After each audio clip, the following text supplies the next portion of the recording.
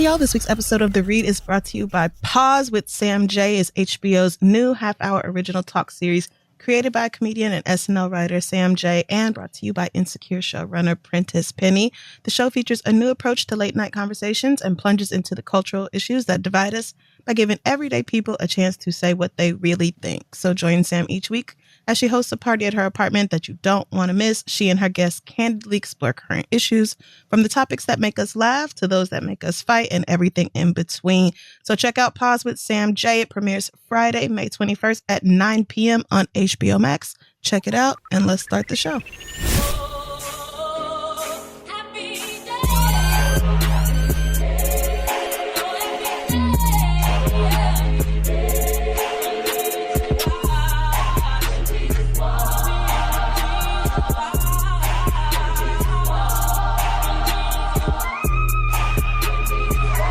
Hey there, folks. You already know the deal. It is us, and it's you. Welcome back to the show. Again, I am Myrtle May Urkel. And I am Electra Abundance. This is The Read. Thanks for coming back. It is indeed. And thank you. Without wasting too much time, we're going to get into the regular program that we usually have. Black Excellence starts us off. And this week, I just wanted to go ahead and give a shout out to everyone's fave, Felicia Rashad. Did you hear about this? She's going to be Howard University's new dean of the College of Fine Arts. What? Yes, indeed. Miss wow. Rashad, who graduated from Howard in 1970, magna cum laude, I'll have you know, in fine arts. Went on to be the badass acting diva that she is, and has decided that she's going to return to her home of Howard and elevate the children. So she signed like a 3-year contract. She's still going to be working as the acting diva that we know, of course, while also putting in the work to whip the fine arts students into shape. Chadwick Boseman, Toni Morrison, Donny Hathaway, is a lot of talent that comes out of this college at Howard. Right, definitely. I'm trying to figure, like, that seems like a very big job. Is she gonna be like co-dean? Is somebody gonna do it when she's like busy and on set or something? Because it seems like a lot of work. It does seem like a lot of work, but I know that she's up for the challenge. Plus, her sister is Debbie Allen. I don't think that has anything to do with it, but her sister's Debbie matters. Allen. So, I mean, I don't know. If you get even a glimpse of her silky press at any time on the campus, let us know. I'd love to hear the story. Or anywhere, a Zoom, an email. Send in your experiences. I'm sure some of the girls at Howard are ghetto enough to listen to this garbage. So let us know how that works out for you. Ooh. I mean, she definitely has the resume for it. Like 100%, well, probably beyond qualified. It just sounds like so much work on like a daily basis being the dean of a college. But what do I know? What do we know? Best of luck to her. Did I finish college? No. So there you go. That's what I'm working with. Also, before we get into the foolishness, I read this on Because of Them We Can, and it just like sparked something in me because a few days ago I was having a conversation about how many of us kids wanted to be archaeologists when we were kids because kids just love dinosaurs because like, I don't know, Kraft and all of the other major, all of the other companies that shove dinosaurs in our face, Nickelodeon, I don't know. But like, no one becomes an archaeologist or like really maintains that interest past, I don't know, 8. And it's like, what's the last thing you heard of an archaeologist doing? You know? Finding some bones somewhere. I think, maybe. Well, that is what I would have said until I read that some archaeologists in Maryland have discovered the location of Harriet Tubman's father's home.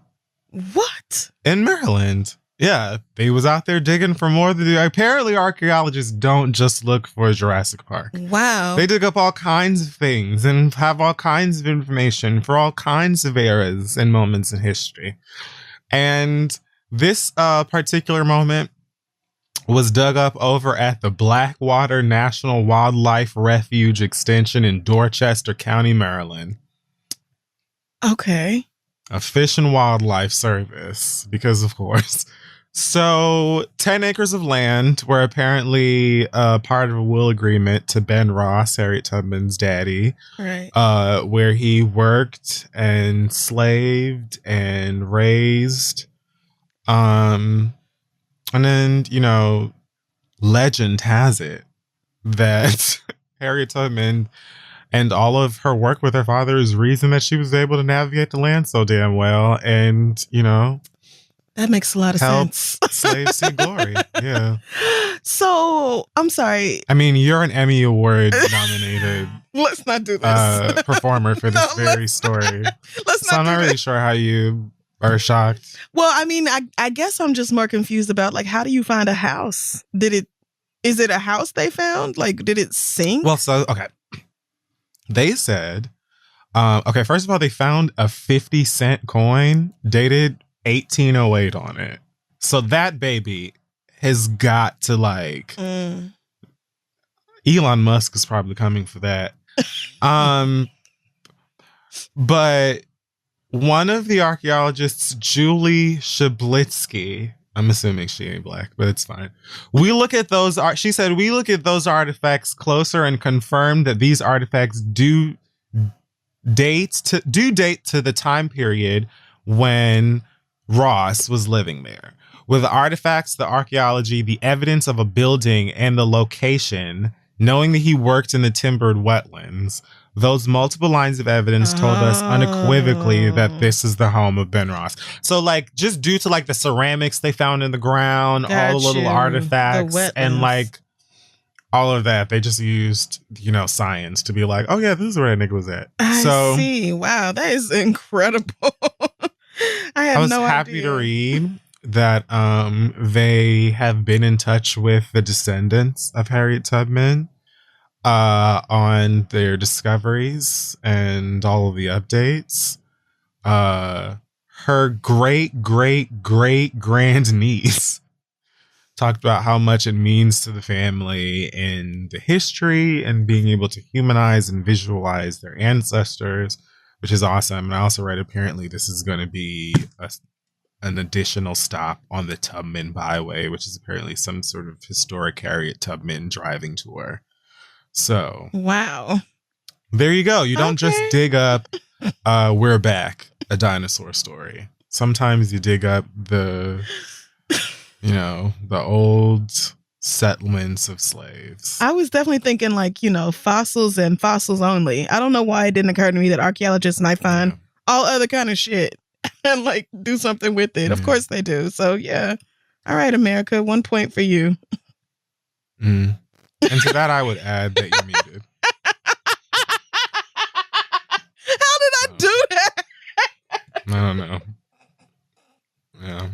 All right, fuck. So let's jump into our pop culture segment, which is titled Hot Tops. And Michaela Cole's classic comedy Chewing Bum. Let's begin with some good news. Gross. So, Jaden Smith, bless him, is still out here doing the Lord's work. For real. I think we spoke on the podcast before about the time that he launched a food truck called I Love You, where he basically would be providing vegan food bowls to homeless residents of Skid Row in downtown LA.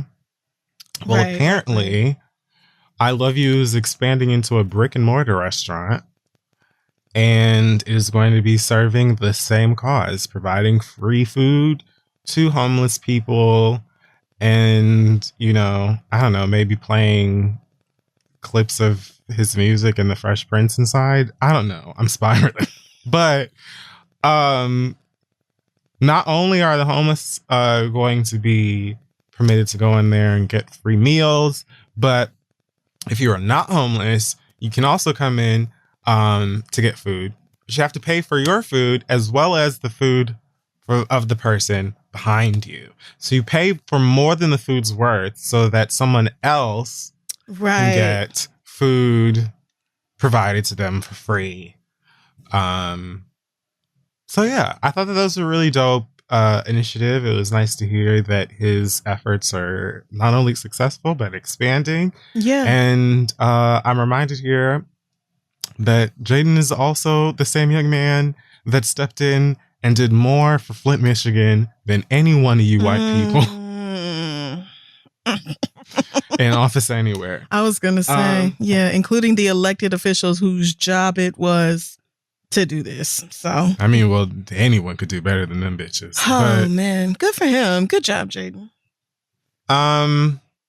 Yeah, shout out to Jaden Smith and his efforts over there. And also, I will repeat that on the sister side of things, I am enjoying Willow's alternative rock era. I enjoy it. I loved the Wicked Wisdom tribute that she did for her mama.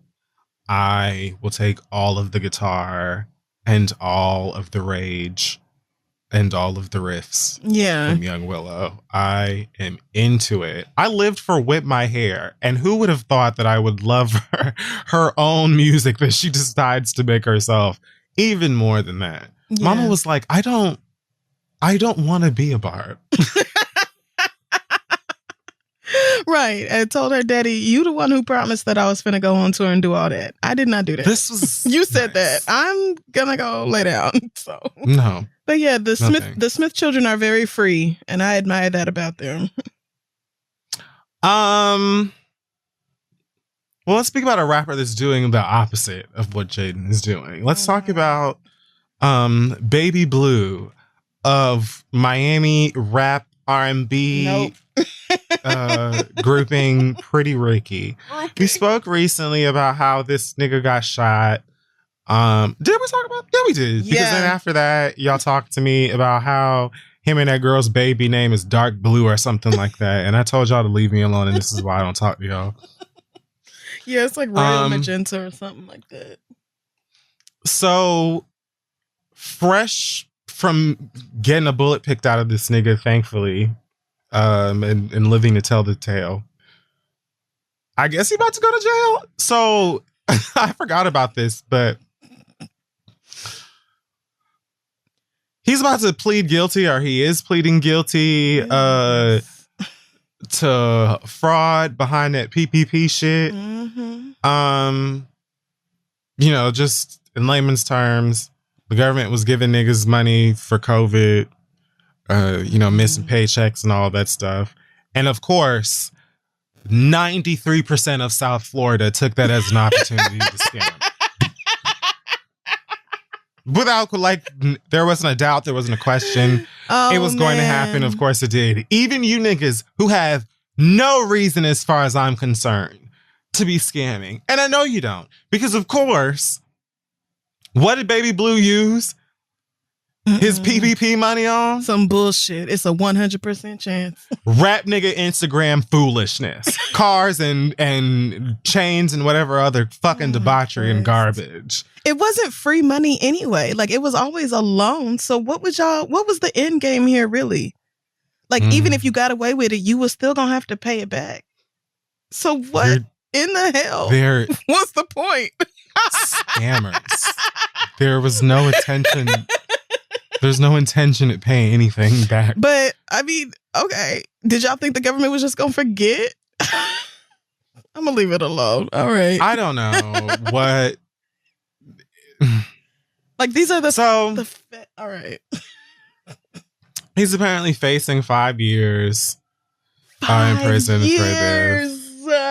Jesus. For the gram. For the gram. The fucking gram, child. And I'm like, why is it the scammers are always the most gaudy, loud ass, like performative at like you would think that niggas that professionally lie and pretend to be someone else would do more to like blend into their surroundings. Right.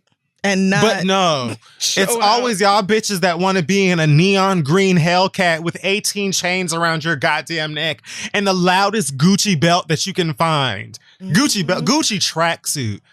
Like, why are you standing out? And putting it all over Instagram for the feds to spot and immediately repossess. You don't even make it difficult. You don't even make it difficult. Half of them bitches watched Mariska Hargitay and all these other motherfuckers on Law and Order and was like, ooh, I would love to solve mysteries. And they don't have to do that shit. They don't even have to do that shit. All they have to do is get on the Shade Room. That's it. Oh, y'all took all the allure out of it. Stupid. That reminds me of one of them little niggas who robbed the Chanel store or Louis Vuitton, something like that. One of the luxury houses on Fifth Avenue.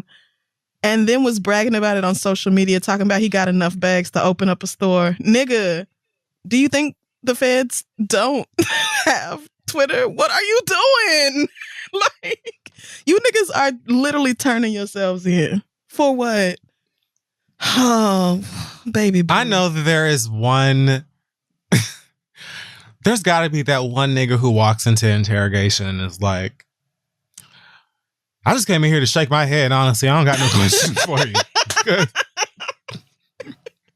There's nothing to ask. Nigga, you going to jail. Yeah. You going to jail. I mean, this is a federal loan that you were definitely going to have to pay back anyway, but then you lied about deserving it or needing it or qualifying for it. And so now you have to go to prison. And I cannot feel bad for you because you took money out of people's mouths who actually needed it. Like, people who were going to spend that money on paying their employees so people could have a place to live and food and like, school supplies for their babies. Like, that is what y'all chose to do instead. Shout out to all of the scammers who are out here supporting a family and I don't know, investing into a legitimate future, doing something smart with your money. I know that you can't speak up because that would be foolish. But you too will probably have a storyline on Stars one day. Maybe Showtime. Probably Stars. So I mean, but that's at least something I can respect, you know, like you doing something illegal because your child needs a surgery or whatever. Where are they? These niggas. Where are they? It's never them. It's always the girls that just don't want to fill out an application nowhere, but like really need to have the latest, like Margiela. I'm lost. And what's the point of any of it? What's the point when it's just going to get repossessed any fucking way? And now you're going to jail. Honestly, 2 or 3 of y'all are my cousins and a handful of y'all are probably also motherfuckers I know. So I'm going to just leave it at that. We spoke about Onika, her teasing the girls in Crocs. Yeah, it was not Chanel. There was not a Chanel ad. I really thought it was. That was my bad. I believe that was her beauty room or her office. I don't know. I assume all the rooms in her fucking house are pink. Why not both? Yeah, I think the doll just really likes Chanel. Mm-hmm. Yep. Those are probably all a bunch of like vintage Chanel pieces that she got from Karl Lagerfeld's house. I don't know. Wealth. I was going to say, I don't know enough about Chanel to even tell you whether that's like the nigga who runs Chanel. I don't even know that. So, well, but you know, just keep it moving. Good for her with putting this music back out. Well, she was releasing new music for old music. Like she basically rebooted her mixtape, Beam Me Up Scotty. Re-released it. Well, Beam Me Up Scotty was not available on streaming platforms. Mm-hmm.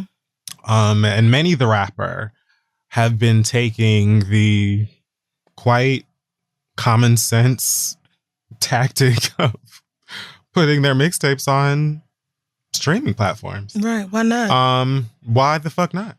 So that's what she did with Beam Me Up Scotty. And she took to Instagram Live for the first time, I don't know, since giving birth. maybe for a long time, and admitted that she knew that the Barbs would get on every last one of her fucking nerves if she didn't offer the release with new music. So she dropped 3 new songs to go with the mixtape. One called Fractions, which she teased on a different Instagram post before the live. One was a remix to Crocodile Tears, which is a sort of dancehall song, which is, I guess, why she was wearing Crocs in the picture, besides liking Crocs. And then the other one was called Seeing Green and is more of a rappy rap song with Wayne and Drake on it. And then the rest of it is the Beam Me Up Scotty mixtape. So it was a nice little weekend in Onika nostalgia. But in the video, I mean, in the live that she did while, I guess, getting her hair and makeup done for work, she's mentioned doing shoots, but not what the shoots were for. But she talks about this and an abundance of other things, her baby, and how he did something cute. I can't remember. I think that he said mama or something. And she was talking about considering posting a video of it, but then she was like, I don't know, because that's my baby. And basically like, y'all crazy. Right. Like, which is true. I mean, which I wholeheartedly respect, madam. Yeah. Like, if you never show us that child again until college, I respect that. You know, disappointment, sure, but you don't owe me nothing. Like, right. I was happy to see a photo of him already. He's adorable, and you know, nothing but drip. Every label, every designer, have at it, you know. And the stands are crazy. They will say something ridiculous or act an ass behind your perfectly innocent child. So, or what they will absolutely do without question every time, you don't have to ever debate it, is Photoshop the baby into weird things. Like, they're gonna do it. And some of them will not even be like malicious or shady. They might just think it's funny. But you, the person who is raising this human that you had pulled out of your body, might have a different reaction to it. Right. Might be slightly more pissed or upset at your child being used as a fucking reaction meme or whatever. Like, or just uncomfortable. Yeah. Like, once the internet has it, it's gone. Like, it's into the fucking abyss, girl, and it belongs to the internet now. So I don't blame you for not sharing shit. You know, one of them is taking a selfie in front of their Apple Jacks and photoshopping a baby at the table next to them, like all breakfast with my little champion, like all kind of weird shit. This lady been famous for a while, but she's still human, and this is her first baby, so I don't blame her for that. Anyhow.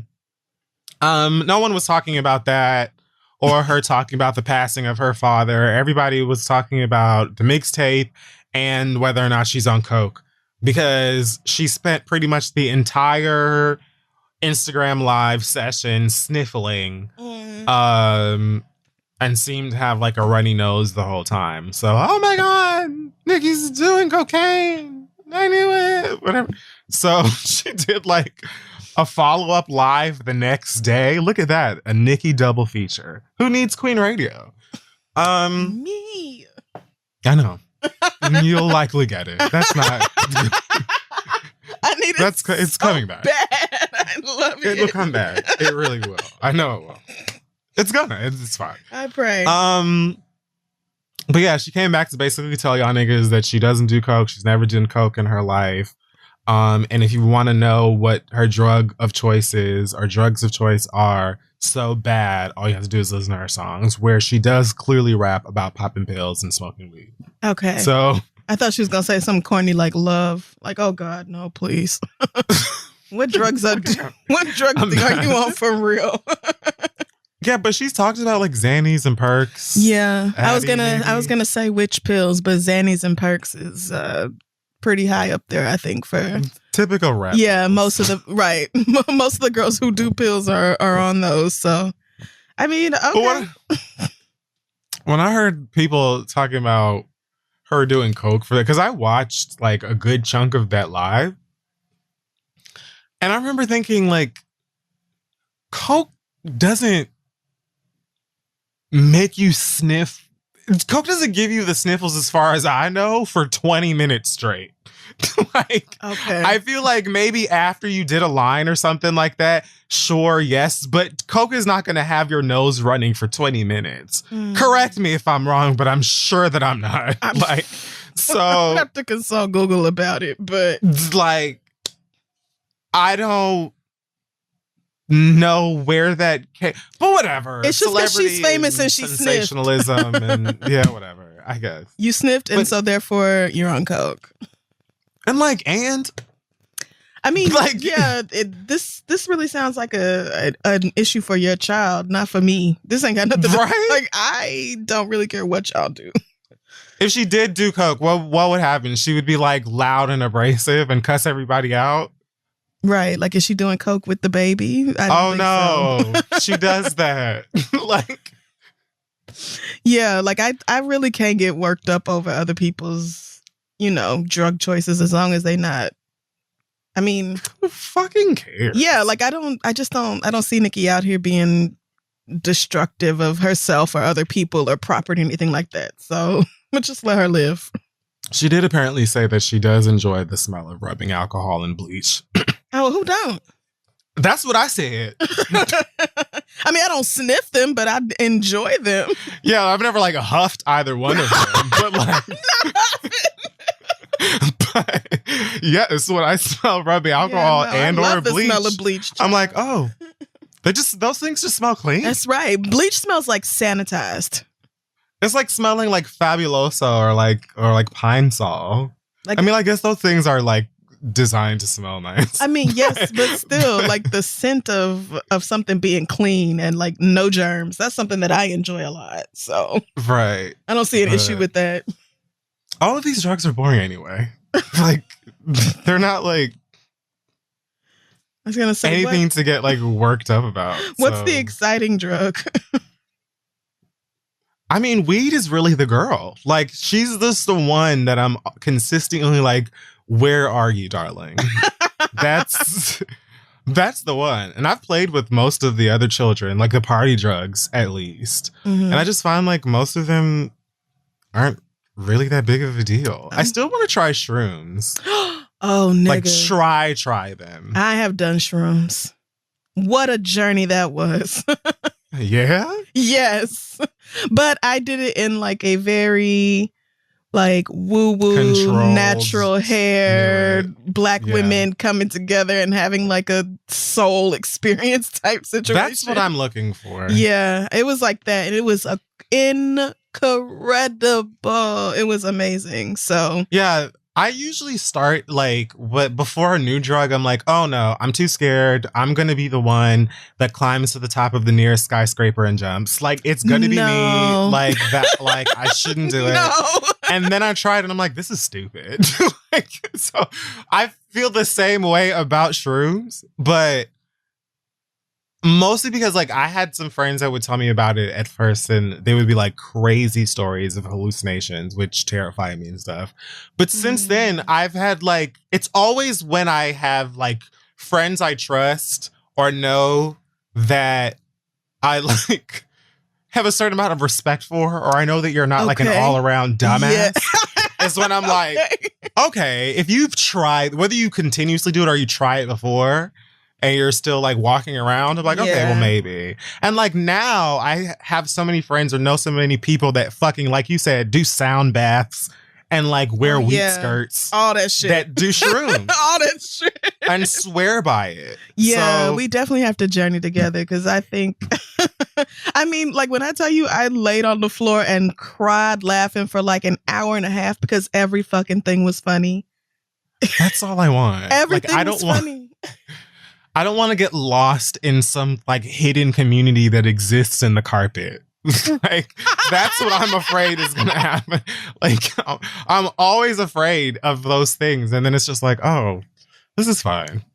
I mean, I don't want to, I'm trying not to like sit here and talk about how great it was for the next 45 minutes, but Right. I really had an amazing time. It was just, in fact, incredible. So drugs are awful. They're so bad. oh Don't yeah, do no, them. not telling y'all to do it. This is just don't ever do me them. and my grown ass experience. They're so horrible. They're very bad. This is just me and what I did. I don't regret it. I'm gonna do it again. Speaking of rap girls, let's catch up. Let's keep up with couldn't say it. Let's keep up with JT and Uzi Vert. In their latest display of hip hop romance, JT and Steven Uzi Verse showcased their new matching. I'm never gonna call him anything else until he takes rose quartz out of his face. Steven Uzi Verse, though. He literally looks like a pearl.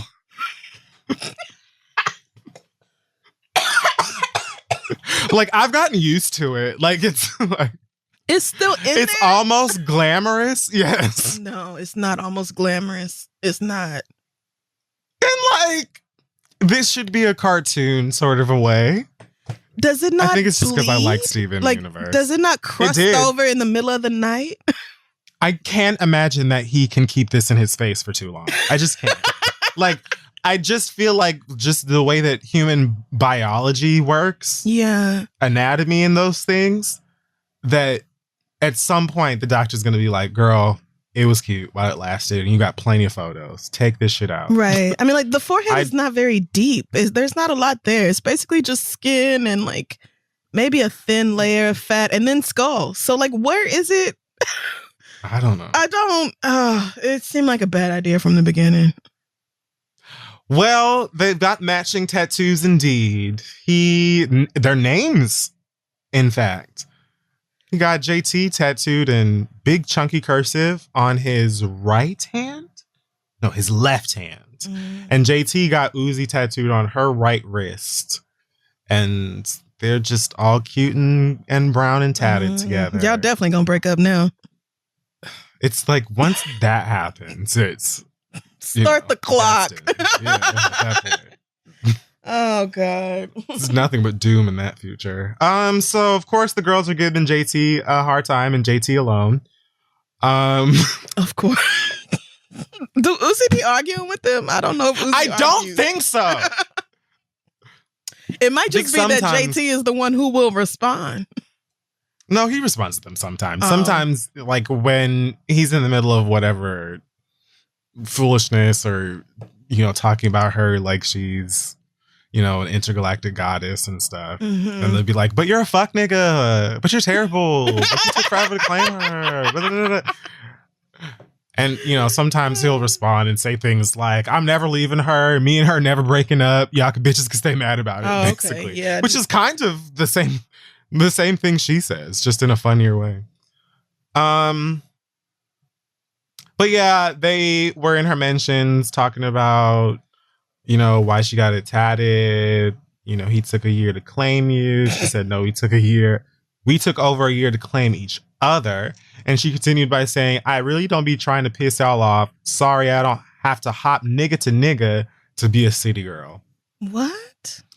To which someone responded in her comments, no, we pissed off because you got a tattoo, not hopping from man to man, actually.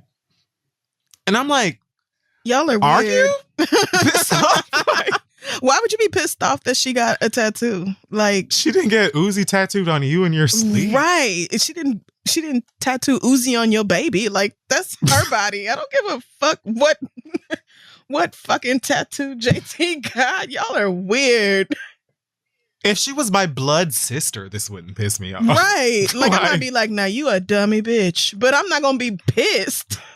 Yes, I would probably tell her, girl, you're going to regret it. I would be like, But oh, sister, as long as you have the budget for the removal that will certainly be taking place within the next 5 years.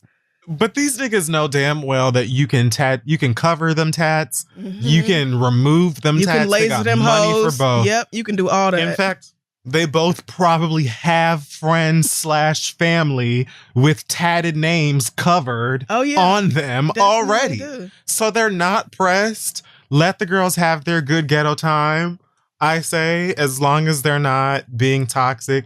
and he ain't saying no bullshit Right. like if I told you to tongue kiss me right now on this live, you'll do it, and be calling her friends bitches or whatever. Like, right. Like, as long as it's not abusive or violent, I really don't give a fuck what y'all do. Thank you. Yes, I agree. That is I really will it. completely take their young ghetto love, step by step program. I mean, who amongst us has never been in this situation, honestly?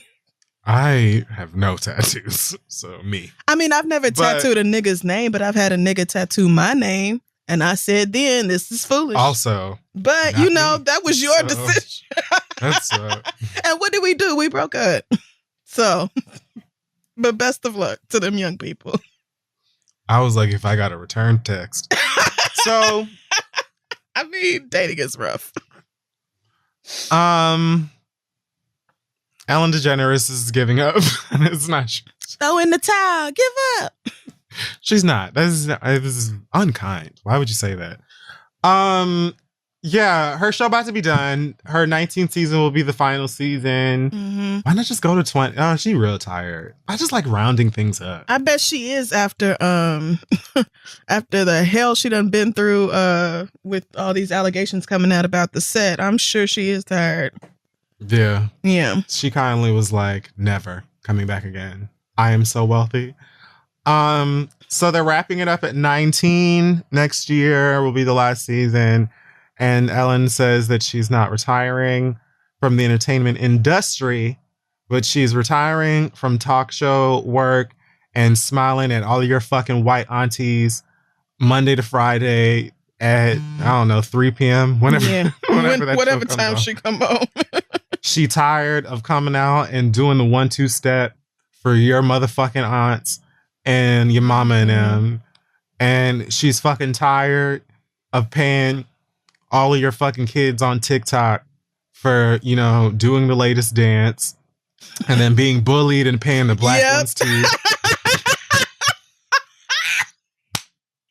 Tired of y'all tweeting her all fucking day talking about, excuse you, Addison Rae didn't invent this. Oh, Ellen. So she's finished, and NBC is quickly trying to find someone to fill in her slot before the soccer moms lose it. And apparently Tiffany Haddish's name is going around as like the front runner. Apparently Kelly Clarkson is the true front runner because A, she already has a talk show, and B, she's Caucasian.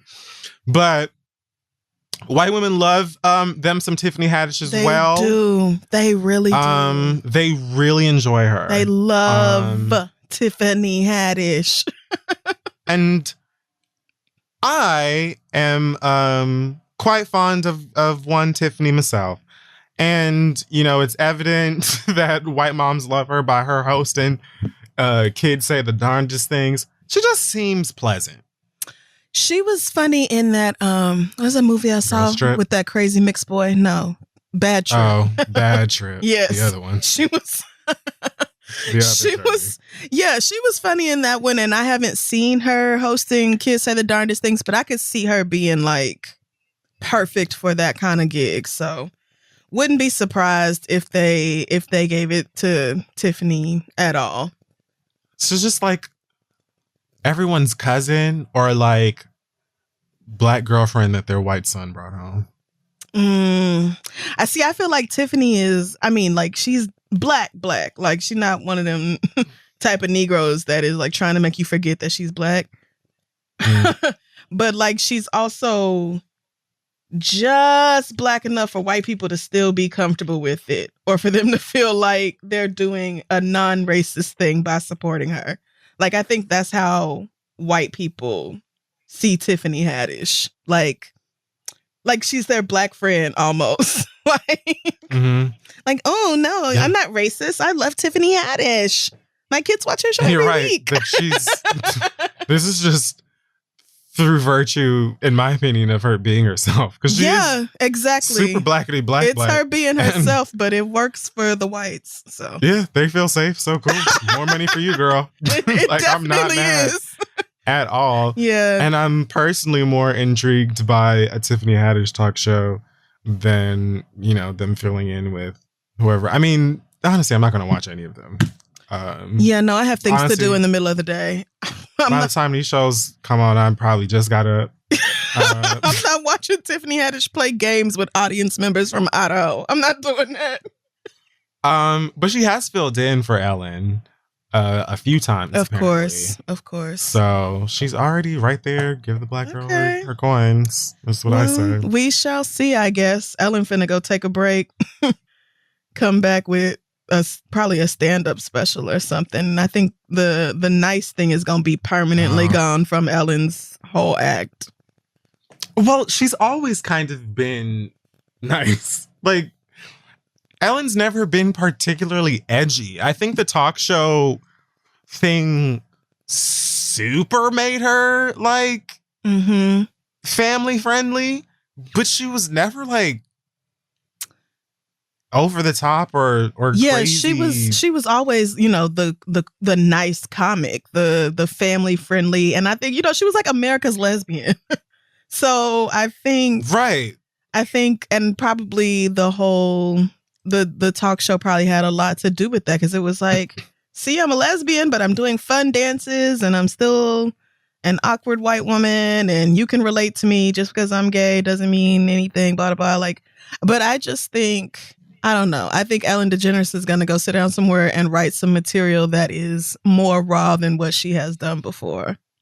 Yeah, I agree. She probably will do a stand-up special for one of the streamies. But yeah, girl, you're wealthy. And yeah, she'll be just, I'm not shedding any tears for Ellen DeGeneres over here. She's so rich. You'll be fine, and whatever you make, people will probably flock to. Right. All right. So last but not least, what is this Porsha situation? I only know what Kia told me. So I have not been watching The Real Housewives of Atlanta. Me either. But apparently this is like some shit that went down after they were done filming entirely. So, but this new man that she is engaged to, Simon, I'm not even going to try. I didn't look up how to say his name. I'm going to be honest with you. So, okay. Simon. Yep. He appeared on the last season of Real Housewives of Atlanta with his still current wife, Phelan. Did do that. Or Fallon? Don't know. Fallon sounds like a name that I've heard before. So many times. But yeah, they appeared on the show as like friends to Porsha or whatever. I saw like a clip of Porsha being quote unquote introduced to this nigga at their house, where she gave him like an awkward dap and like tried to act like she never met the nigga in her life or whatever. But anyway, yes, he is still married to this girl, Fallon, and now apparently engaged to Porsha while going through a divorce. And for the viewers, especially, you know, those of you who like your tea scalding, the math isn't mathing. They're not able to get Porsha through this unscathed with the equations that they have been able to jot down in front of them. It's giving overlap teas, and the children have questions, and neither Porsha or Simon or Dennis, who's apparently a part of the triad, none of them have been able to satiate the bloodthirst of the viewers. Everyone is giving, we're happy, we're living the happiest lives we've ever lived in our life. This is just the most gleeful chapter that any of us niggas have ever been through. Dennis is great because he knew damn well he wasn't staying over here anyway, and this gives him the free pass to be my baby daddy and also, you know, run dick around Atlanta or whatever he was gonna do anyway. And so now I've moved things on over to the next rich nigga. Here we are, me and Simon. And, you know, I've had the time of my life and I owe it all to him. I'm pretty sure Simon has way more money than the hot dog man on top of all that. So. I'm pretty sure I've mentioned this before, but when I think of like cheesy romance, I think of that song.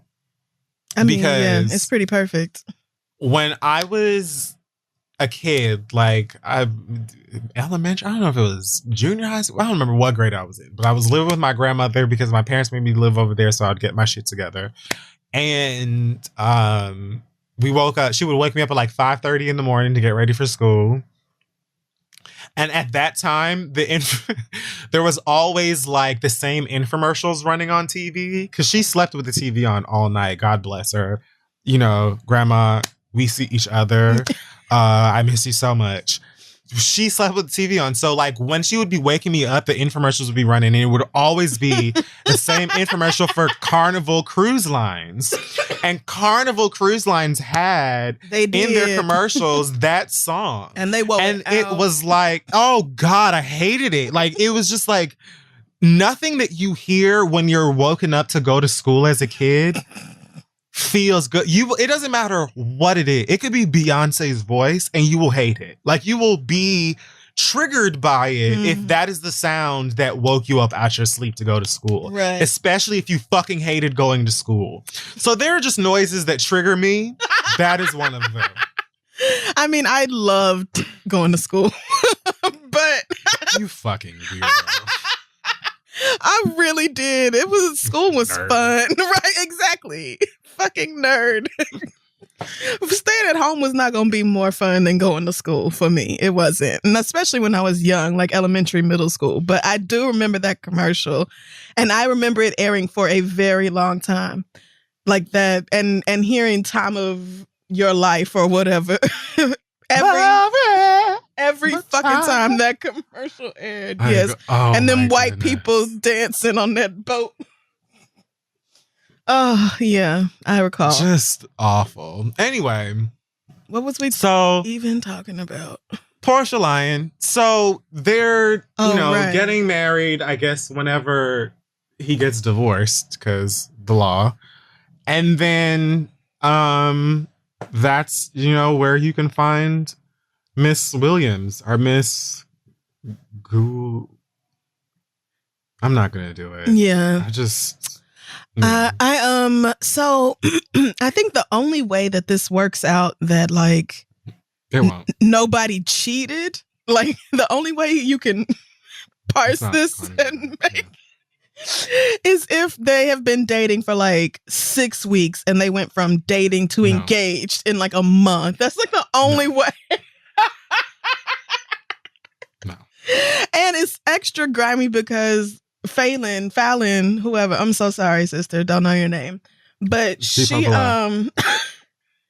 was introduced as like Porsha's friend, even though they both said, it was really our husbands that knew each other, which makes it that much more confusing because like the men seem to be cool with each other. Like they were all at the house smoking cigars and drinking rosé. They were all chilling. So I'm like, what? So what is really going on here?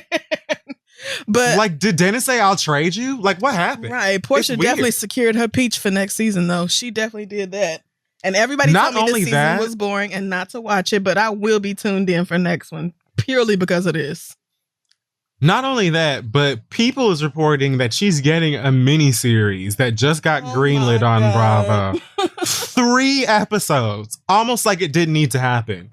That will focus on Porsha and her life and her family. What? So like Andy and them were like, girl, work. So when can we start filming? Yeah. Andy said, do it now. Oh, this is the type of bullshit you want to pull when the fucking cameras go off? Andy texted Porsha, yes, send, ma'am. Yes, send. Yeah, Porsha, Porsha's playing chestnut checkers, to use a favorite nigga quote. Because, this was definitely like mini spinoff worthy type drama. Like the internet is still obsessed with this story, so. Yeah, they're still like memeing it to bits. Because it's still, niggas are just trying to do the math. And like you said, it's not coming together. It's not there. It's not making sense. This man is not even divorced yet. Why are y'all talking about engaged? He's not even like. I'm telling you, from that one clip that I watched where she gave him a fist bump in their backyard or whatever, I was like, oh, Porsha been knew this nigga. And this has been like, they've known each other for a while and one or the other or both been plotting. It is what it is. Yeah. Fallon posted something on her Instagram or some shit that read like, shout out to everybody for the support. I appreciate it. Thank you for caring. It was very much like light and the bag is secure. Don't worry about it. I'm on to the next. Like I don't know. I could be wrong. She could be going through it. Even if she doesn't care about the nigga, I'm sure social media is giving her a hard time. Right. So right. She's likely not having a blast. But. Yeah, I hope this is something where everybody's in on it and they are just manipulating the situation for cameras and money. Maybe. And screen time. I really hope so, because I'm deeply confused by these two men chilling together for Father's Day. And like them two is how Porsha and Fallon met. Through these two niggas running around in the same Atlanta rich nigga circles. So it's the whole thing. Really puzzling. So I'm hoping that, Porsha sat everybody down and was like, I got a great idea. And then, then now here we are. It's like, even if you did meet this nigga 6 weeks ago, or fuck it, let's say 2 years ago, he's still married right now. Like, you're not even gonna date him? Right. Like, I mean, why engaged? Why so fast? It doesn't. Okay. Yeah. So I'm hoping this is just them getting money out of us. Much like I said that JT and them know they could cover up them tattoos, Porsha knows she could get a divorce. Right. So or not married at all. And drag you niggas around. Let the girls have their fun, I guess. Like, whatever. Yeah. I suppose so. I don't get it, but I'm sure that she's going to have plenty to say on this mini series and the next season of the show. Kenya's probably already printing billboards about this bullshit or whatever. Does she still hate that girl? So, who doesn't she? I don't know. It's something about Kenya that is just really difficult to like. It's very tiring. And every time you feel like, oh, I can get into this, she does something just inexcusable. You're like, I'm going to get out of it. I thought I could get into it. And now I'm getting out. Every time. It's so bad. Well, I guess, we'll be hearing more. And I expect to hear more whether I watch the damn show or not. You definitely will, nigga. You might as well set the DVR because you will hear about it. Is so pretty. Like, she's a very pretty girl. You would have to be to get away with these kind of stunts. I mean, I guess. Yeah. But she's got like short hair in this picture where she's on a yacht with this nigga. And she's just very pretty. She is really gorgeous. That's it for the Hot Tops. We're going to take a break, do some things, and then come back and read your drama. Hey guys, this week's episode is being brought to you by Squarespace, where you will find what you need, whether you're showcasing your work, blogging, publishing content, selling products, announcing upcoming events that hopefully won't get anyone sick. Anything that you can dream of, you'll be able to do it online with Squarespace. You can also buy a domain from them. Incredibly easy. There are no hidden fees or price hikes. Sometimes you're going to try and buy a domain. Next thing you know, you hit checkout. They talking about you owe them $3,000. And you got to go and chop off some shit that they added on there unnecessarily. You don't have to worry about that. Plus, you got analytic tools right there at your surface that can help you monitor how your site is growing and expanding and do all of the things that you need to make a standout website that can be pretty, make you some money maybe if that's what you want to do, or just stand out. Every Squarespace website and online store comes with a suite of integrated features and useful guides that help maximize prominence among search results. So everything you need for a dope website, regardless of what you're trying to do. Crystal and I have used Squarespace for both of our websites. We've used it for the Read website before. And as people who've built websites before, listen, it has never been easier. It has never been easier to build a website than what I've done with Squarespace. So go to squarespace.com/read for a free trial. And when you're ready to launch, use the offer code READ to save 10% off of your first purchase of a website or domain. That's squarespace.com/read with offer code READ for 10% off of your first purchase. Go build something cute and let's move on. Hey y'all, May is Mental Health Awareness Month, which is an incredible and very worthy thing to celebrate, but it shouldn't be our focus just for May because everybody knows it is very important to work on your mental health all year long, the whole thing around. Therapy, y'all know how I feel about therapy. It has made such a huge change in my life, and finding the right therapist can really help you identify the habits and patterns that might be holding you back. Same way I had a lot of those things that were doing that for me. So if you're looking for help and some guidance on how to move forward in the right direction, you can try out our good friends Talkspace. With Talkspace, you can sign up online and start therapy the same day that you sign up. You can text, video, or send voice messages to your licensed therapist. So it's incredibly convenient, and you get to have these virtual sessions right from the comfort of your own home. Plus, Talkspace is a fraction of the cost of in-person therapy.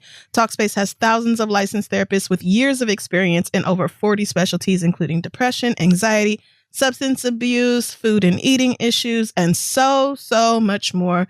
Like I said, therapy has been incredible for me, and I got started with my Talkspace therapist who helped me really work through some traumatic issues and helped me to see that I needed to buckle down and do a lot more work. So if you're ready to go on this same journey, you can get $100 off your first month with Talkspace. So to match with a licensed therapist today, go to Talkspace.com and use code READ to get that $100 off your first month. Again, that's code READ, READ, and Talkspace.com.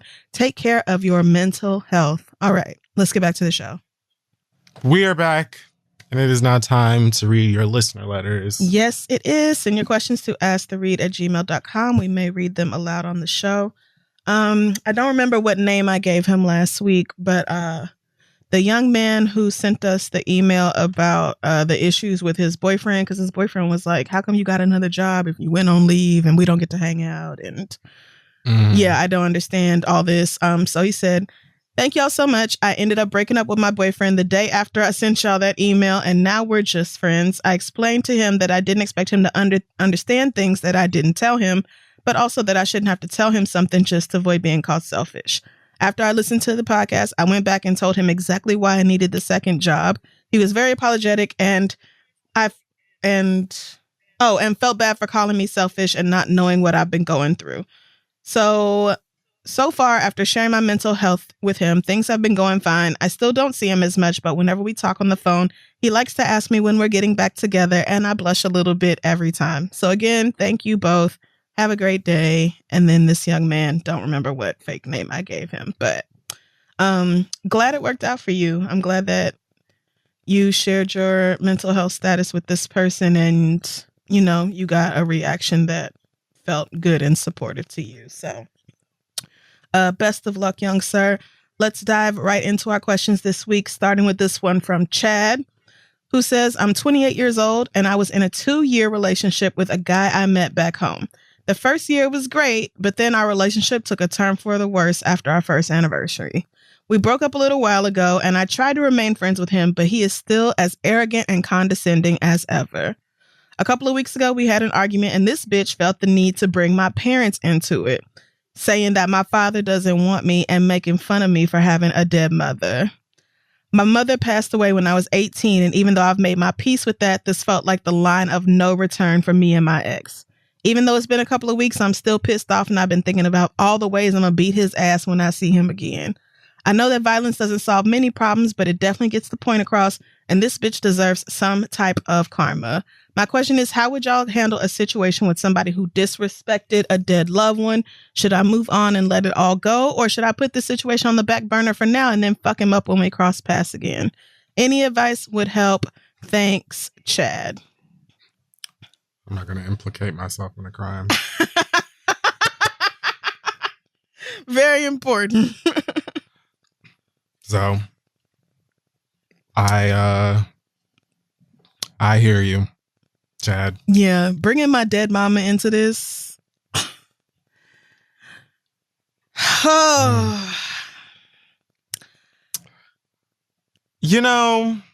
That's rough.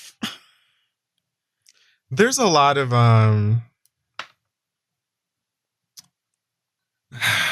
of self-improvement and healing exercises you can work on try and avoid an altercation and just keep peace of mind.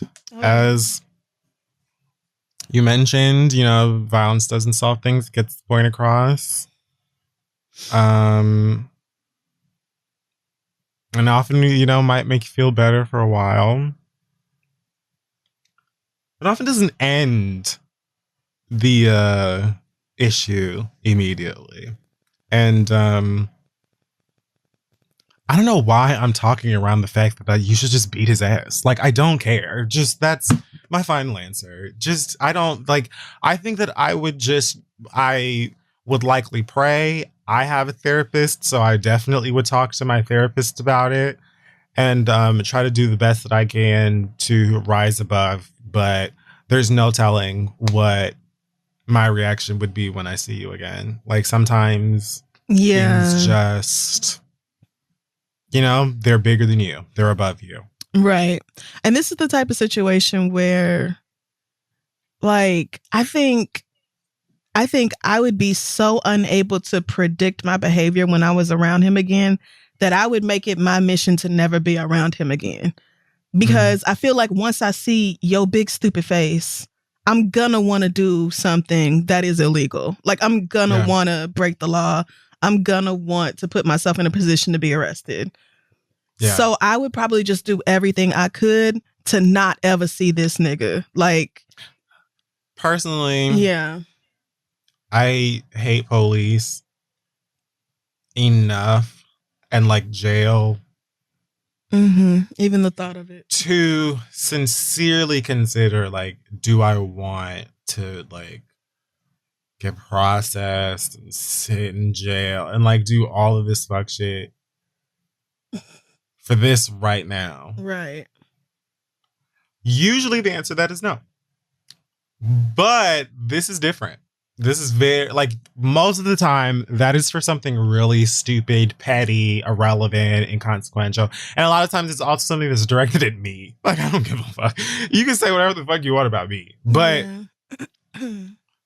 talking about my deceased mother and, like, my other parent that I have issues with, like you're saying, I think I would just have too difficult a time predicting what my behavior would be. And in an effort to avoid police and jail, I would also try my very best to not be around you where and when I can.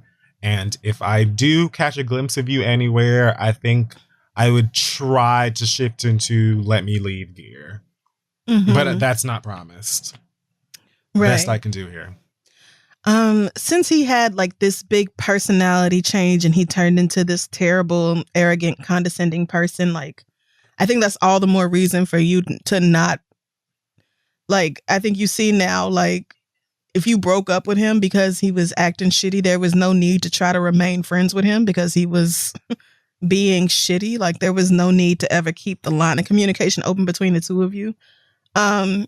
So yeah, my advice, what I would do in this situation is block that person immediately on every possible avenue of communication. Like, would have blocked you on my phones, my iPad, my computer, my email. I'm blocking phone calls, FaceTimes, iMessages. Like, I'm blocking you on every social media platform.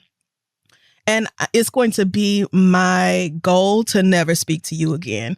Because if we having a disagreement, we having an argument or a fight, and he said in like the unedited version of this email that it had gotten bad enough to where they were like using gay slurs with each other, which is, I mean, honestly fine to me. Like, I don't have an issue with that because that is like, yeah, of course we're saying derogatory things to each other because we're gay and we're mad at each other.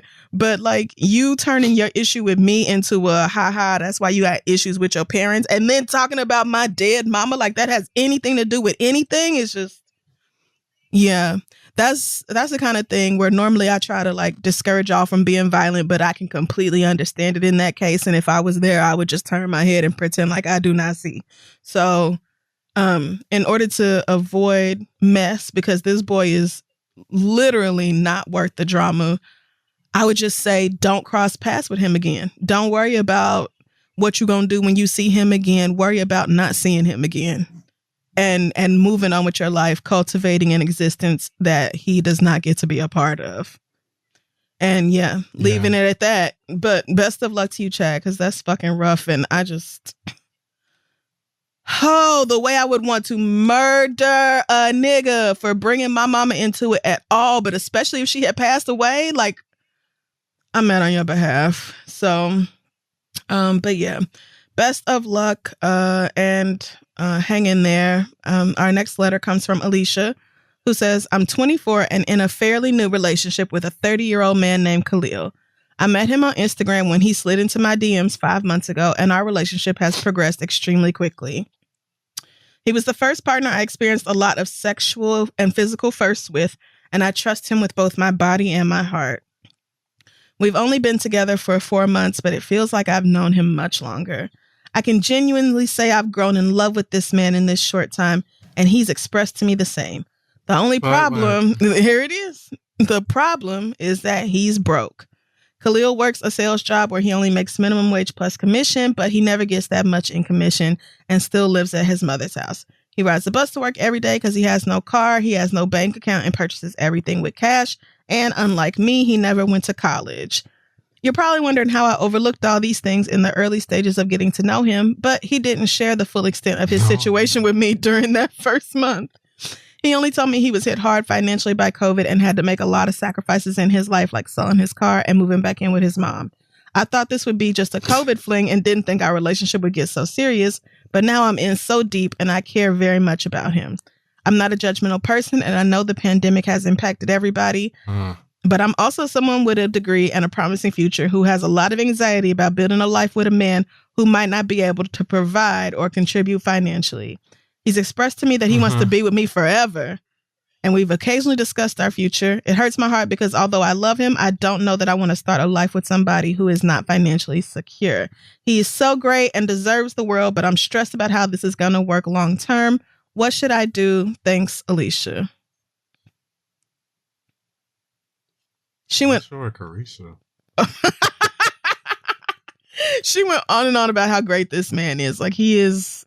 perfect, except, the brokenness. I mean, my first Break thought up with is, him then, girl. Yeah, niggas, first of all, everybody seems perfect in the first 5 months. He would have to really be trying to fuck up in order for you to not have, big heart eye emojis at the 4-month mark. So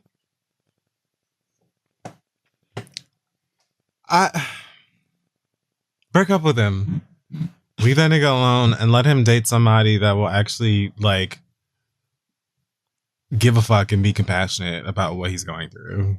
And go and date some nigga that has money that's going to treat you like garbage. Do that then. Because, like, this nigga is...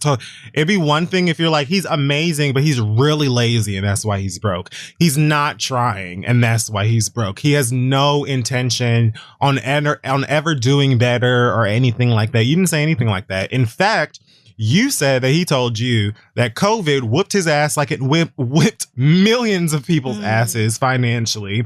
And that because of it, he had to sell his car, which is why he's on the bus and why he's doing all of these other things. And, like, I don't really understand why you keep bringing up the fact that you have a degree and he doesn't, because there's plenty of broke niggas with degrees. There's plenty of people who don't have a job or any fucking money that went to school for 4, 8, 10 goddamn years. So... And there are plenty of billionaires that don't have a high school degree. So who did you write this letter for? Break up with him and go date a rich nigga then. Stop wasting his fucking time and yours. Well, I don't. So, I mean, yes, but my issue with him is not the brokenness or the financial struggle. My issue is more these red flags of, like, y'all have known each other for 20 weeks and he's already talking about how he wants to be with you forever. And y'all talking about how... Who doesn't say that after 20 weeks? Like, forever, though? Like you're 30. Porsha is engaged to a nigga that's married. And if Porsha had emailed us, we would be like, you dumb bitch. Are you joking? Why in the hell are you thinking about marrying somebody that you met this year? They're not engaged. Like him saying to her, oh, I want to be with you forever, whatever. That's just stupid puppy love garbage. Like we literally just sat and talked about somebody that's grown, that's engaged to a married person, got tattoo names on them. Them two are like 24 and 26 or something like that. So no, I don't consider like, oh, I want to be with you forever after 20 weeks to be a red flag. I feel like that's common, stupid love rhetoric, and it's all foolish. And plenty of you niggas say that dumb shit when you shouldn't be saying it. So that to me is not a red flag. It's just everyday love garbage. Like that to me is it's not a red flag. What a red flag would have been to me is I go over to this nigga's mama's house all of the time, and like he's sitting over there with his legs up on her coffee table, missing work, scamming the feds, like not trying this, that, and the third. Mm. And that's not what you gave me. You gave me this nigga is broke because COVID kicked his ass like many a person, and I can't deal with a broke nigga. So don't. Yes. Okay, I can agree with that. Am I missing anything else? Because sometimes I miss pockets of these letters. I just don't think you need to be worried about building a life or, starting a future and all this with somebody that you literally met 4 or 5 months ago. I just don't even think. Of course you shouldn't. I don't think that should even be something that is on your mind. Y'all talking about, that you've discussed your future together and you feel like you really love him but don't want to start a life. It's like, why are you even thinking about starting a life at this stage? Let me ask you a question. You feel like what is this girl's name? I don't care. You feel like if this girl who wrote this letter, if this nigga was like a new millionaire because of whatever app that blew up or some other shit. You know what I'm saying? A Silicon Valley kid, black nigga who went to whatever fucking school and now he's making a whole bunch of money and saying the same things. You feel like that would be a red flag for her? It's the amount of time. You might consider it a red flag. Yeah. Yeah. No, I mean, I feel like if he had money and all these same qualities. But she wouldn't be writing this letter. Of course not, because the lack of money is her only issue. But I'm trying to get her to see that, like, the lack of money, especially for somebody who is still working and hustling, like the fact that he is getting up to take the bus every day to go to work when a lot of niggas would just stay at home. Like I'm trying to get her to see that there are other reasons here to not be so pressed about starting a life and building something with somebody. Like y'all just got together. Oh, so rather than showing this person that she's being shallow, you want to be like, oh girl, no. here's actual like valid reasons to not want to settle down. No, I'm just saying, like, I think she's too worried about his financial situation when y'all just got together and there is the pandemic is still going on.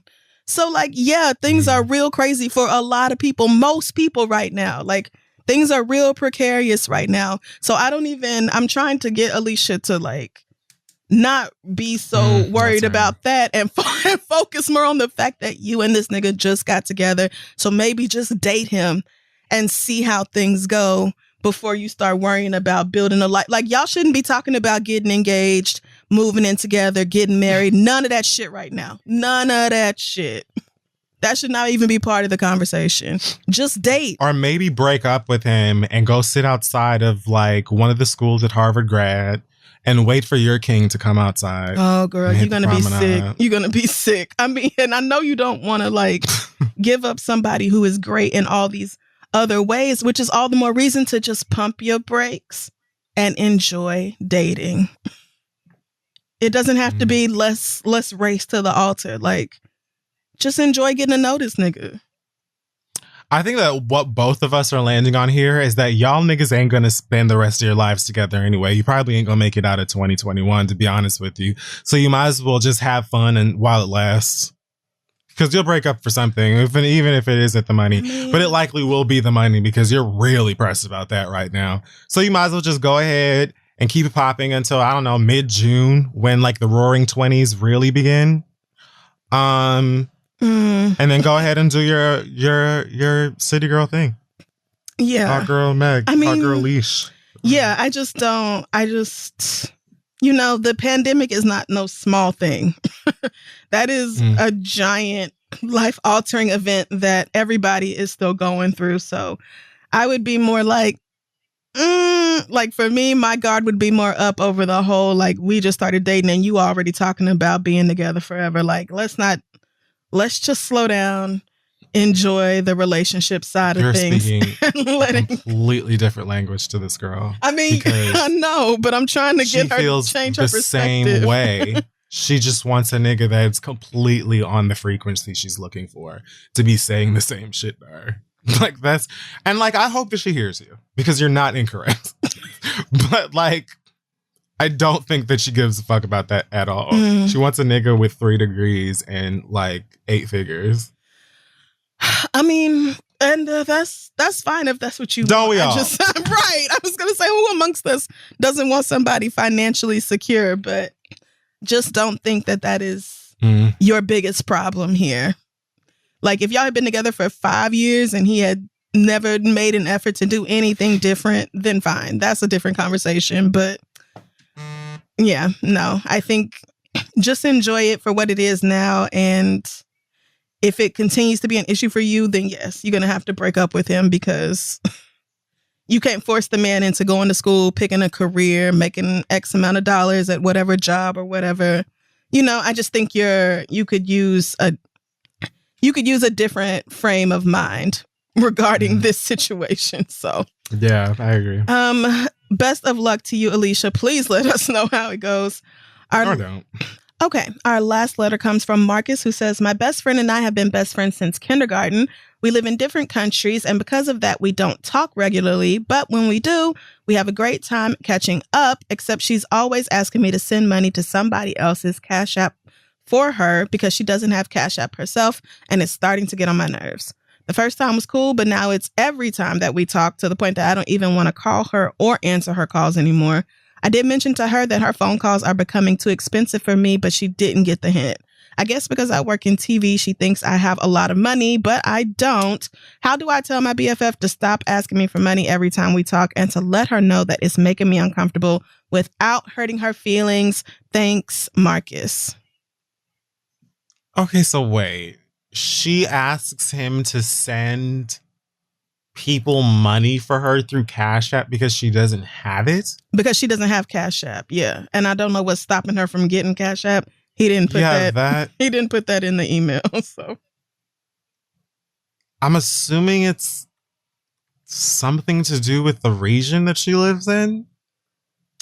Oh, yes. Is Cash App available? It's probably not in every country. So, but hold on. If other people in her country have it, then it must be available in her country.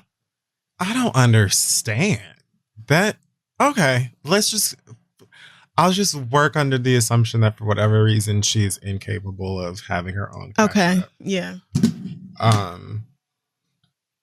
So it sounds like this isn't necessarily setting Marcus back as much as it is getting on his damn nerves and inconveniencing him. Right. So I think I would just say, like, in the most honest and respectful way, that it kind of puts a damper on the conversation and thus the friendship, since all we kind of have is conversations via phone or FaceTime or whatever. Yeah. It kind of puts a damper on those moments that we have together. If every time we talk, I expect that you're going to ask me for a favor, and not only a favor, a financial one for someone that I assume you don't even know.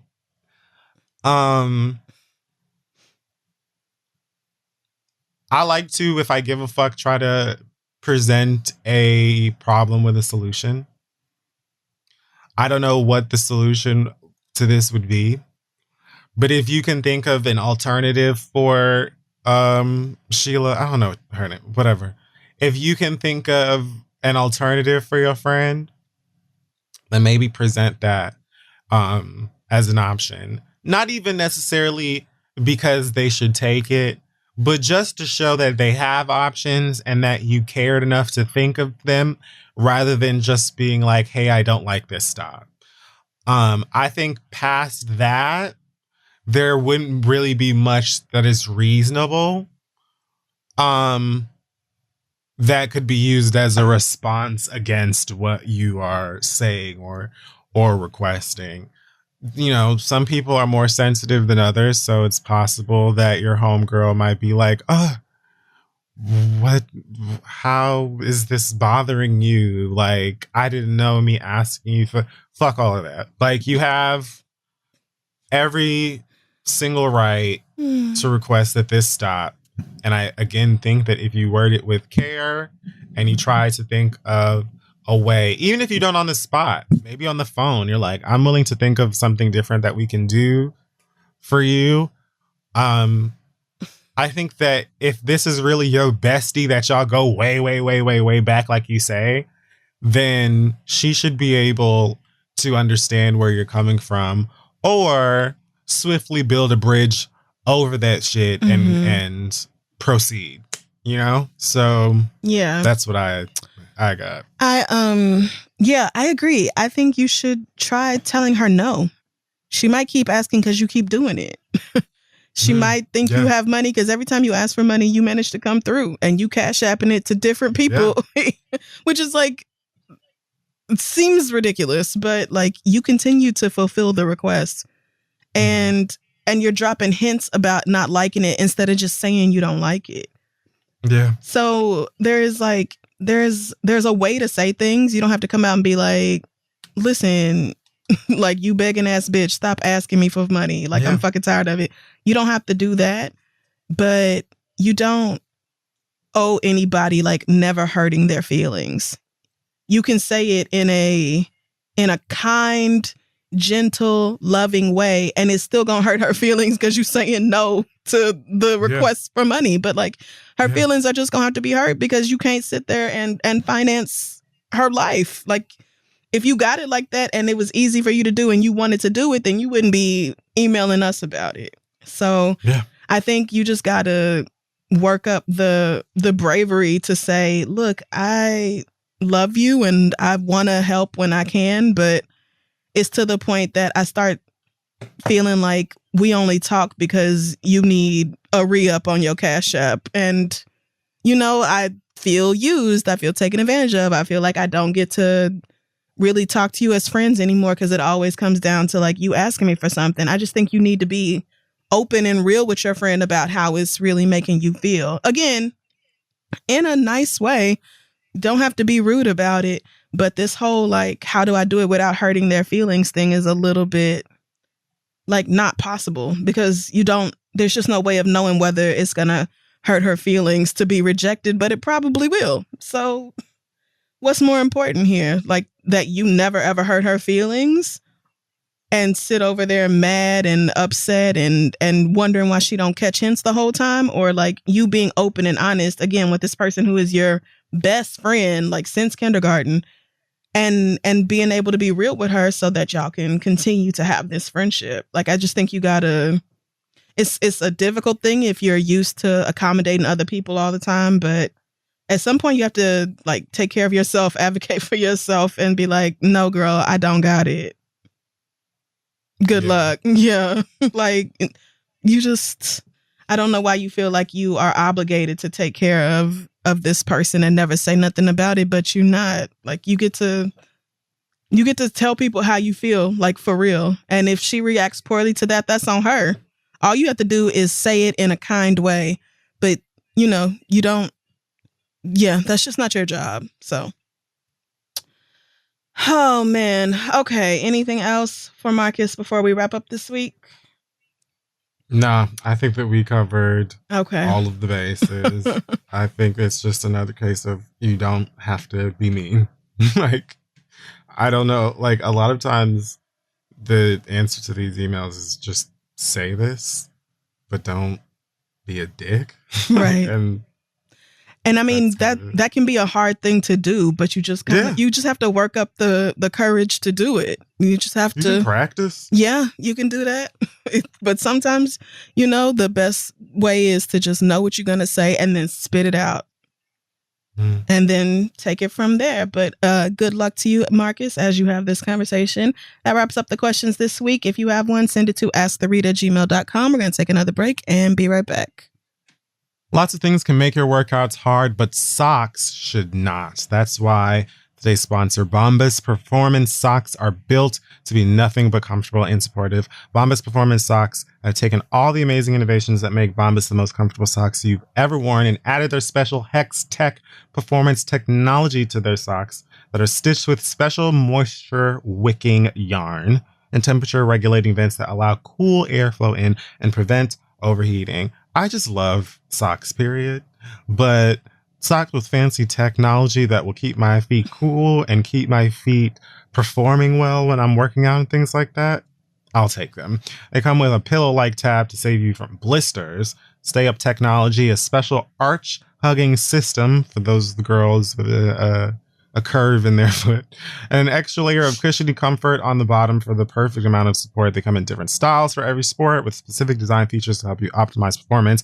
And like all their socks, for every pair of Bombas Performance socks that you buy, they donate a pair to someone in need. They've donated over 45 million pairs of socks so far. They feel great. They look great. They perform great. Go to bombas.com/read today and get 20% off your first order. That is BOMBAS.com/read for 20% off. Bombas.com/read.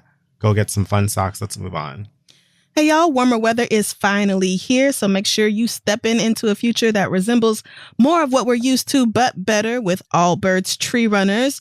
The Allbirds Tree Runners are made from sustainable natural materials that feel light on your feet and are better for the planet. They're breathable, machine washable, and made with responsibly sourced eucalyptus tree fiber, plus extremely comfortable. I have like 2 or 3 different pairs of Allbirds and all of them feel amazing. But the simple and versatile design makes the Tree Runner the perfect shoe for any outfit. Plus, the shoe is carbon neutral thanks to sustainable practices like using natural materials and purchasing carbon offsets. Even the packaging is made from 90% recycled cardboard. And Allbirds has been all about the environment since day one. From operations to production, they treat the planet like a key stakeholder in the company, and they are even certified as a public benefit corporation. Again, I love Allbirds shoes. They feel so good. If I have like a bunch of errands to run or something like that, it is just too easy to throw them Allbirds on because I know they're going to carry me through the whole day, no problem. So this spring, summer, fall, winter, all year round, keep things light and breezy with the Allbirds Tree Runner and discover your perfect pair at allbirds.com today. That's ALLBIRDS.com. Go check them out and let's rev up the show. We're back, folks. It's time to end things with the read. Take it away, Crystal. Okay. I literally am not going to be here long because I am so fucking tired from school and I have nothing left to give. But what I will say is that this country is the fuck stupid. Yeah. And this mess with the CDC and changing the guidelines for wearing masks and all this, I'm not even going to argue the science behind it, because I'm sure that it is safe for vaccinated people to be maskless in most situations. However, the problem is that y'all are depending on the fucking honor system to make that work. And if there is any country that is lacking in honor, it's this one. How do you look at the way people have behaved over the past year and a half and say, yes, I will trust Americans to be truthful about their vaccinated status. I will trust Americans to not lie about being vaccinated. I will trust them to not steal or buy empty vaccine cards. I will trust them to do the right thing. How do you trust Americans to do the right thing after looking at the way niggas have behaved since the pandemic started? How? And Dr. Fauci, like, he literally was asked this question. He was like, well, you're just going to have to take people's word for it. You're going to have to, we're depending on the honor system and people being honest about that. Why would you do that? Do you see this fucking country? Why would you do that? It's a terrible idea. We still have so many people who are not vaccinated, including children. Hello. Kids are not vaccinated. Variants carrying their asses all across the globe like ain't nothing going on. Plenty of grown folks not vaccinated or can't be vaccinated. Like, it's just a terrible idea to tell Americans, well, vaccinated people can take masks off, which is a lot of y'all have been pressed about. I don't really understand it. I have no problem wearing a mask in public, but vaccinated people can do it, but unvaccinated people can't. You think these fucking crackers are going to sit back and say that somebody can do something that they're not allowed to do? Yeah, the fuck right.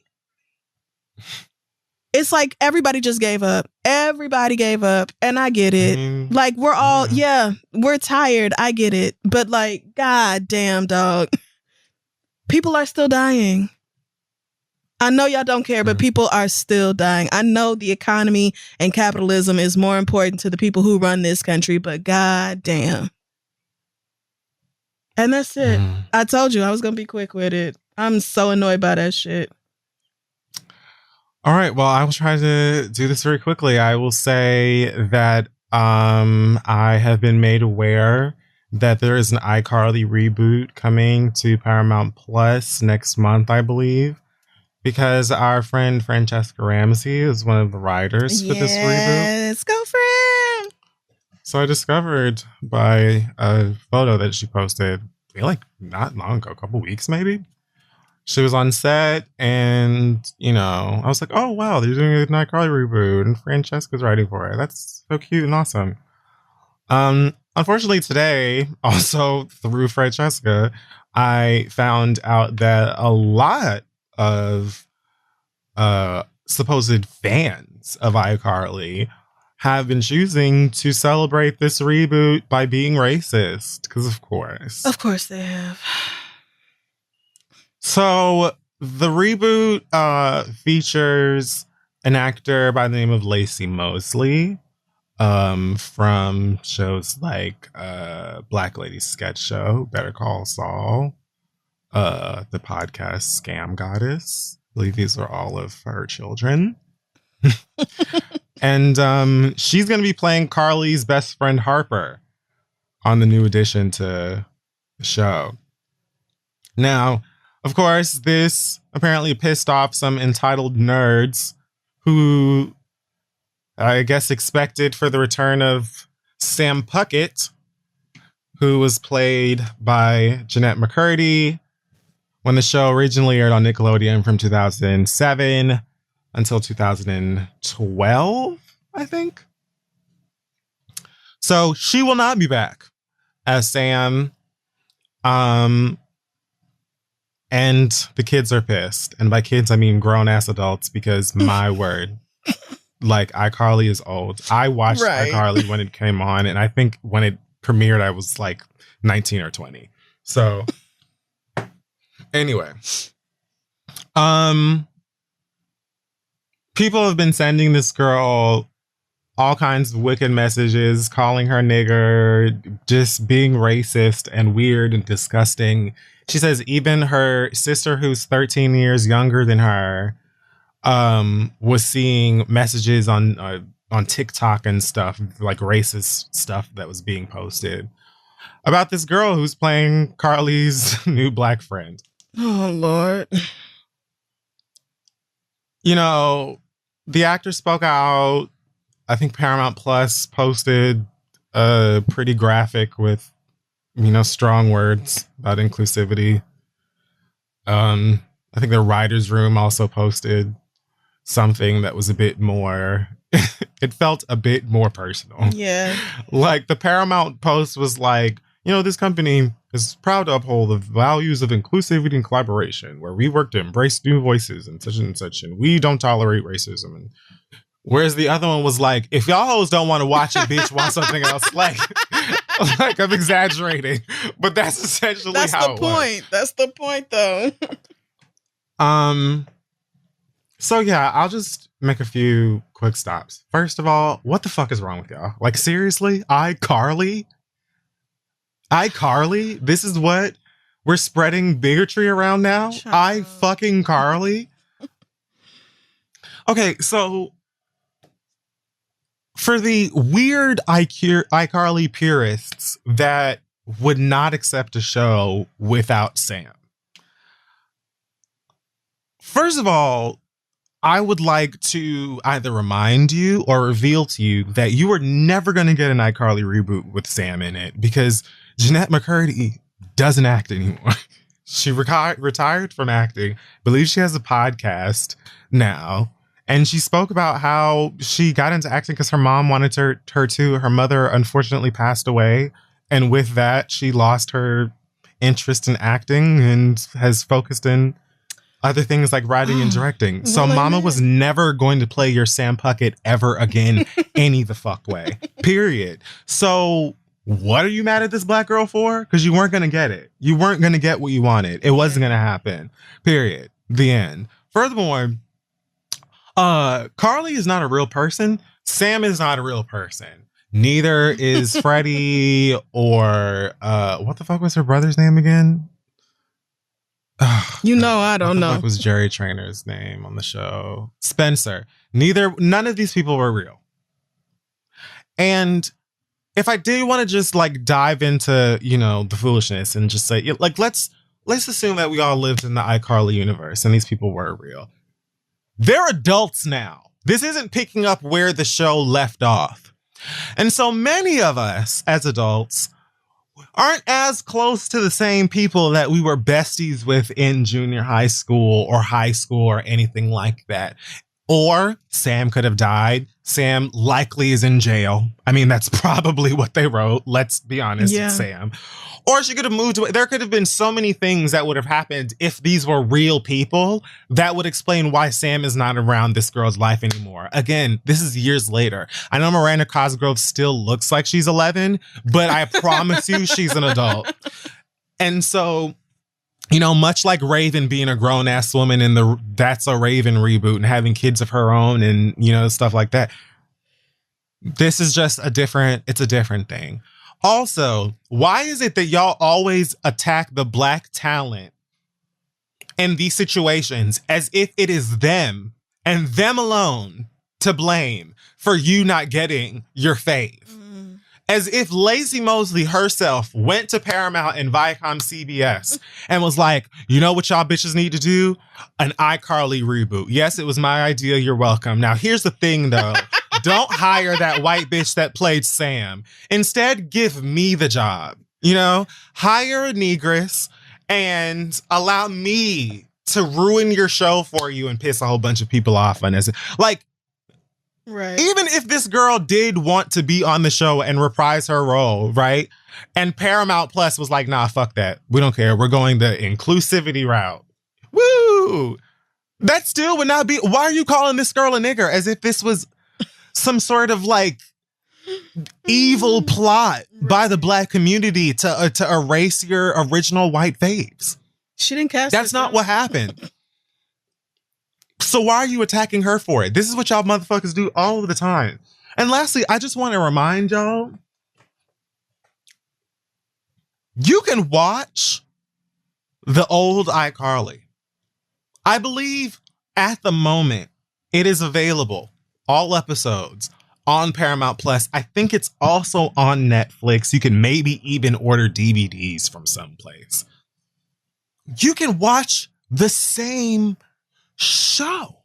And I promise you, if you had enjoyed the original, especially if you enjoyed it enough to attack people over it, you will probably still fucking enjoy it. I want to remind you, no shade to Fran or anybody over there that's working very hard, I'm sure, on this show.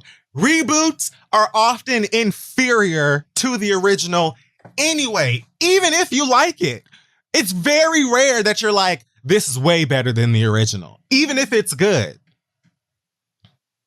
So a lot of y'all motherfuckers, even if you got Jeanette McCurdy to come back as Sam and every motherfucker in the original to come back and reprise their role, you would still probably complain about something else. Why are they using Facebook? Or why, are they talking about COVID? Or like some other, like you would find something else to complain about that would have been inescapable just because it is a fucking reboot.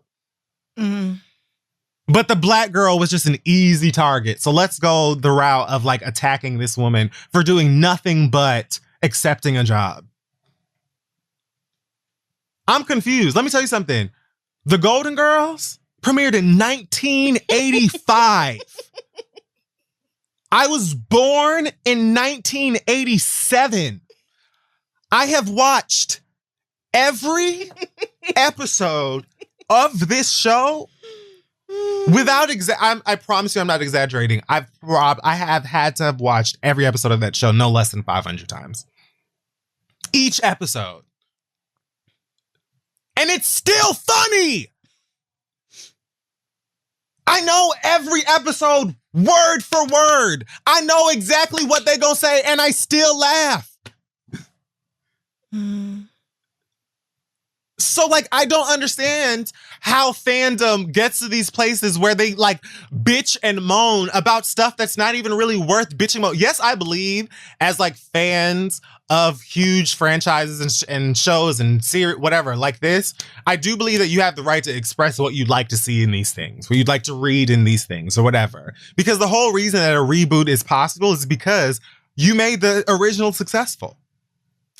I just don't think that you have the right to spread hate because of it. Unless it's I hate this reboot. It's not very good. But not I hate this reboot because there are niggers in it. Like, that is fucking idiotic. It's so entitled and gross and stupid. And I have to believe that most of y'all are in your 20s minimum at this point. I'm lost. I don't understand what the fuck we're doing this shit for. And even if you're fucking a teenager, get up, like, stop being fucking strange and weird and acting a goddamn fool. If you love iCarly that much, go back and watch it. It's still fucking funny. It's still fine. Leave people the fuck alone and let the industry do what it is going to continue doing until it runs out of stuff to reboot. I'm lost. I don't understand what the fuck is wrong with y'all bitches. Leave that lady alone. Leave all of the new cast, old cast, new writers, old writers, but everybody the fuck alone. If there's somebody that you want to complain to about these things, it is always going to be some undoubtedly white, probably older person that you're never going to see or hear of anyway. Leave them alone. Leave black women the fuck alone. Let them exist. Oh yeah, they never and perform. You ain't even watched it yet. Are you already mad? You ain't even watched it yet. She might be awesome. She could be a really great character. It don't matter. And again, I say this as somebody who loved iCarly specifically for Sam. She was my favorite character. Most people probably loved Sam the most. But guess what? Them niggas don't owe me nothing. And if I hate the reboot that bad after I watch it, I can easily go back and watch the original. What? Y'all are weird. Yeah. You're really weird. That's it. Racism really don't take a day off. Like, I don't know how y'all saw that cast photo and thought anything other than, oh, cute. Like, how did you jump to being racist and terrible to, like, young? These are young people. What is wrong with y'all? I'll never understand it. I really won't. What happened to just not watching it? What happened to just not watching it? Why you can't just not watch it? There's so many things to watch. There's more than enough TV. 20 different streaming apps, platforms now. Everybody's unloading their vaults and libraries of every fucking show that they own and giving it to you. I don't understand why y'all are attacking people over reboots that no one is forcing you to watch. Miranda Cosgrove and Lacey Mosley and Jerry Trainer and Nathan, they're not going to kick open your front door and sit on your fucking love seat and force you to watch this. Right. If it's missing a component you don't enjoy, skip it. But y'all would take any opportunity to call somebody a nigger because you just want to. Yeah. You just want to. And you know, I just feel for that girl. She does not deserve this bullshit. I just hate that this is how y'all are. Again, it's like, this is America. This is just what y'all do. Mm-hmm. Speaking of which, I find it sad yet laughable that Joe Biden is play pretend calling for a ceasefire between Israel and Palestine while also approving a $735 million weapon sale to Israel. I just saw that headline and said, as if they need more rockets. But yes, this is America. As if a country that, you know, like Israel doesn't have one of the toughest, most well-funded militaries on the planet, like on the globe. As if we have not been hearing about this shit for, like, I feel like I have heard about the conflict, which is what the news people have always called it, between Israel and Palestine since I was born. Like, I feel like I've been hearing about that for all my life. And I just... Same. I'm thankful to social media for breaking it down for more of us so that we actually understand what's going on, because it's always been like, oh, girl, pray for peace in the Middle East. And people just like basically leave it at that. So I'm thankful to know more about the situation now. But honestly, that is quintessential Joe. I almost said that other demon's name. But that is literally like, that's what you do. You say one thing or pretend to be good or decent about one thing, and then you turn around and do something that completely undermines or goes against that exact same thing. Like, this is the centrist Democrat Party. Of course, that's how you feel. Of course, that's what you would say and do at the same time and pretend like that makes sense. Of course you would. Same way you talking about vaccinated people can go around without a mask on and we'll just trust you to say you're vaccinated. Okay. Sure. That's not crackhead ass idea at all. Great job, dude. You're killing it. Just want to remind myself that I voted for this man because the other option I could not do. I mean, it would have been this and worse. So right. It's not like, if it's not like things would have been better. But holy Christ. We weighed our fucking options. Like, bitch, I didn't. It's just wild that, like, that's the situation this country puts us in. And so often I just sit back and be like, how many of my problems would be eliminated if I found somewhere else to go? Yeah, where can I go? I'm not shocked at America's involvement or approach in this at all. And I will just say, fuck Hamas, and in the same breath, free Palestine. Like, yep, because that's something America will do. Also, like, heard most of my life, and also feel like a lot of this is starting to be broke down a bit for me. And I'm still doing a lot of my own individual research and homework. And it's just like, the Israeli government has just, they have put Palestinian people in some of the most violent and inhumane situations imaginable. And like blasting rockets at, Jewish children in Israel is terrible and wrong, as I said,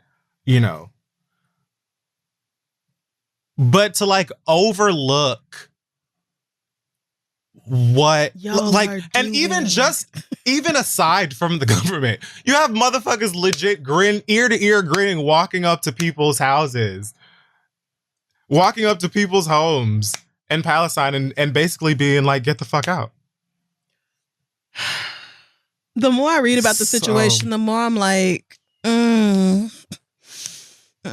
so yeah, free my niggas over in Palestine. There are just so many ways that like our government, theirs, and many others that are involved in this one part, everything, honestly. Like, this could be said for so many things, but even in this one situation, there's so many ways that the government could be doing better, but choose not to, and would rather like say and do a bunch of stuff that anyway. And don't have the money to take care of people. Don't have the money to make sure that our essential workers can actually, stay in their homes, but got every dime to give to other people's militaries. It's just really incredible what America will pay for when it wants to. Now it's like 12 governors of Republican states talking about they cutting off the extra $300 that the federal government is giving people in unemployment benefits to get y'all's asses back into the fucking Walmart and Burger King and everywhere else so that somebody else can make a few more dollars. Like, I truly hate it here. I truly fucking hate it here, dog. Niggas don't have clean water and y'all got money for the Israeli military. Why? For them to blow up the Associated Press building. Oh my God. Yours. Like, dog, I hate it. I hate it. Great job. I'll just be here being a nigga. Child. Being black, waiting for my day. You know. And on... I really don't have much more than that. And on that This note... is my money. This is my money. Like, this is my money. Why am I paying taxes? I don't want to fund that bullshit. Money. I do not want to pay for that bullshit. Wow. And paying more in taxes than actual billionaires. Like a higher percentage of my money in taxes than billionaires. Okay. Fuck this place. Oh, all right. That is going to wrap up this week's episode of The Read. Check us out at thisistheread.com and on social media at thisistheread. You can find our merch at shoptheread.com. Any news before we leave, friend? None, indeed. I didn't jot down any of the happy things that I had this week. I've just been incredibly busy. I know that there were things. I mentioned how I enjoyed Willow's tribute to her mama. Mm-hmm. So I guess that's going to have to be just about it. I'm enjoying Shameless. I'm only like 6 episodes in, but that show is about scammers. It's literally about a family of scammers. Oh yeah, that show is it's a mess. Did you see Zaya Wade's new commercial? No. Go look on Gabrielle's Instagram when we hang up. But like, it's not actually Zaya's commercial, but it is to me because she's in it. Oh, that's good enough. But yeah, I don't even know. Actually, I didn't even pay attention. Oh, it's like a vaccine ad. It's like really short, but Zaya's in it and she's adorable. So that was something I saw earlier today that made me happy. And then of course, Kavya, who is simply everything. Oh, girl, this is like The Family. Yeah. It's Zaya's commercial. Like I said. I thought that maybe she was like in an ad with like other kids doing something. No, it's hers. It's legit her and her whole family. No, it's Zaya's commercial. Oh no, this is Zaya's. It is. It is. I mean, I know the parents are there, but I honestly didn't come here for y'all. So if we could just keep the camera on my queen, thank you so much. I live. Yes, I appreciate the Wades for sharing their children with us. And yeah, it's really beautiful to see a young queer Black kid be like affirmed and celebrated for who they are. Like, and then Zaire in the comments talking about, I see you, like, oh my God, y'all. And then like getting back to her fucking TikTok dances. Like, I love this shit. More of this shit. Yeah. Yeah. And wow, does Kavya look just like her? Right? I mean, they all look like their daddy. They do. Every last one of them look like Dwayne. But yeah, more Black parents supporting and affirming their children. Hallelujah. Yes, please.